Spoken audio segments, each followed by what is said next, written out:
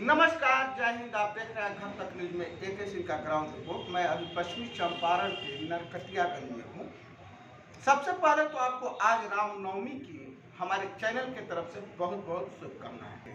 हम उस पर थोड़ा सा आज चर्चा करते हैं, देखते हैं सोमेश्वर पहाड़ी का सीनरियो क्या है और जो श्रद्धालु जा रहे हैं उनको कहीं किसी तरह का प्रॉब्लम तो नहीं हो रहा है, कोई असुविधा तो नहीं हो रहा है। आइए, सबसे पहले तो आपका हमारे चैनल में बहुत बहुत स्वागत है।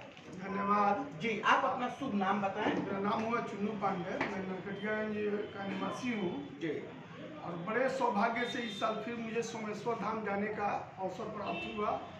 जी, वही सुन के मैं आया हूँ कि आप और आपकी टीम सोमेश्वर पहाड़ी गई थी। तो मतलब ये था कि सोमेश्वर पहाड़ी आप लोग गए और रास्ते में कोई प्रॉब्लम चाहे किस तरह का वहाँ माहौल था, क्योंकि मैं खुद अभी नहीं गया हूँ। जब मैं जाऊँगा तो मैं उसको भी दिखाऊँगा। आप थोड़ा सा एक्सप्लेन करें कि सोमेश्वर पहाड़ी के बारे में आप क्या कहना चाहते सोमेश्वर पहाड़ी बिहार का सबसे ऊंचा पहाड़ है। हैं।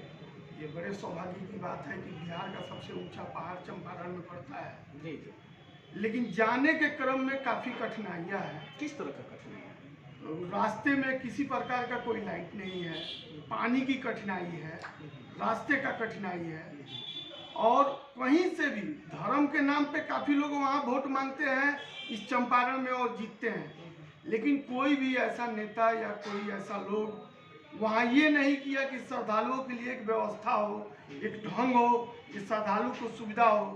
काफ़ी असुविधा के साथ हम लोग माता का दर्शन किए और दर्शन करके आए।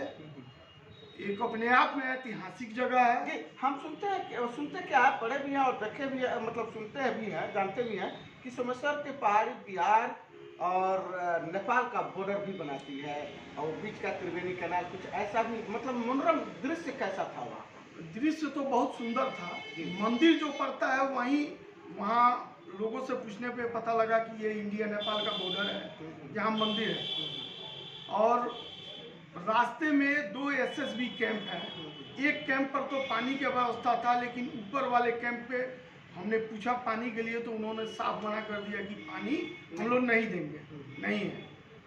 और रास्ते में किसी प्रकार का कोई सुविधा नहीं है, बस माता के आशीर्वाद से और अपने आत्मबल से उस पर चढ़ाई किया जा सकता है।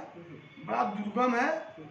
लेकिन एक चीज़ बताइए, आप जिस तरह से बता रहे हैं, इस तरह से अगर कहा जाए तो ये तो बहुत ही लचर व्यवस्था कहा जाएगा कि मतलब वहाँ पे चंपारण में ही अवस्थित है और यहाँ मतलब हम किसी सरकार की और किसी नेता अभिनेता की बात नहीं कर रहे हैं, लेकिन जो भी उससे रिलेटेड अधिकारी हो या नेता हो, जो भी है, उनको तो इस पर कार्रवाई करना चाहिए। आपके विचार से क्या लगता है कि ये सरकार की कमी कही जाएगी या प्रशासन की? क्या मैं करता हूँ? देखिए, सबसे बड़ी कमी मैं यहाँ के जनप्रतिनिधियों को दूंगा। जी जी। सरकार अगर यहाँ के जनप्रतिनिधि किसी मुद्दा को ले जाके उठाते हैं, मांग करते हैं। एक समय था कि हमारे पश्चिमी चंपारण से उप मुख्यमंत्री भी बनी और बहुत नेता हुए, चाहे अभी भी आप देखिए, तो ये लोग कहीं ना कहीं आवाज़ को अगर उठाते तो आज वहाँ विकास हो गया रहता। इससे बहुत छोटा सा जगह हम लोग घूमने के लिए गए, मैंने बिहार में ही, तो वहाँ काफ़ी विकसित है, लेकिन चंपारण में ऐसा चीज़ है लेकिन कोई विकास नहीं है। तो भी आप सुभद्रा जाना हो, थोड़ी जाना हो, तो आज भी रास्ते में एक पुल टूटा हुआ है मुख्य मार्ग का। आज कई वर्षों से कितनी जाने वहाँ चली गई, लेकिन आज तक उस पुल का निर्माण।